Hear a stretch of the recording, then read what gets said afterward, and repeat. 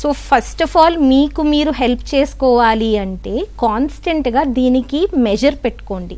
నేను ఎక్కువ శాతం సిచ్యువేషన్లో హెల్ప్లెస్ ఫీల్ అవుతున్నానా, అంటే ఆలోచన పరంగా నిరాశకి గురవుతున్నానా, లేదా సొల్యూషన్స్ వెతుక్కుంటూ అందులోంచి బయటికి రాగలుగుతున్నానా, నాలో లైఫ్ పట్ల హోప్ ఉందా లేకపోతే హోప్ త్వరగా కోల్పోతున్నానా, వర్త్లెస్ ఎందుకు ఫీల్ అవుతున్నాను. సపోజింగ్ సే చాలామంది అమ్మాయిలు ఇవాళ రేపు సోషల్ మీడియా ఇన్ఫ్లుయెన్స్ వలన వాళ్ళకి వాళ్ళు నచ్చట్లేదు. ద వే దే లుక్ కానీ, లేకపోతే వాళ్ళు ప్రతి చిన్న విషయాన్ని ఎంత పర్ఫెక్షన్ యాంగిల్లో చూసుకుంటున్నారు అంటే అందరూ కూడా చాలా స్ట్రెస్కి గురవుతున్నారు, ముఖ్యంగా విమెన్.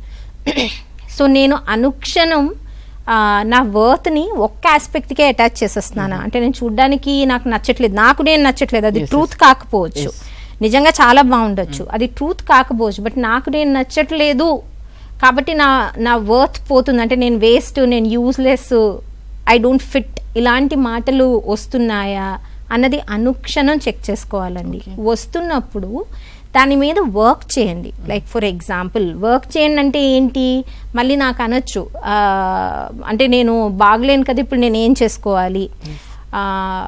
చాలామంది ఇది క్వశ్చన్ కూడా వేస్తారు, మనకి అన్రియలిస్టిక్ కంపారిజన్స్ కూడా ఉన్నాయి. సో అది కూడా బ్రేక్ చేయాలి నేను. అన్రియలిస్టిక్ కంపారిజన్స్ అంటే మనకి మూవీ యాక్టర్స్తో అన్రియలిస్టిక్ కంపారిజన్స్ ఉన్నాయి. వాళ్ళంత అందంగా ఉన్నప్పుడు నేను ఎందుకు ఉండకూడదు, and it's there profession, they have to look good కదా, బట్ వాళ్ళు కూడా చాలా ప్రెషర్లో ఉంటారు. సో ఫస్ట్ ఆఫ్ ఆల్ మనం అర్థం చేసుకోవాల్సింది ఏంటి అంటే మిమ్మల్ని మీరు యాక్సెప్ట్ చేసుకోవాలి.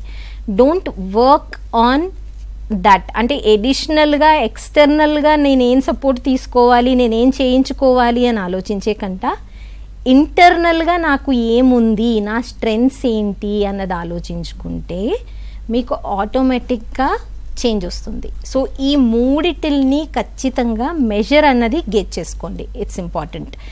ఇది ఫస్ట్ సొల్యూషన్.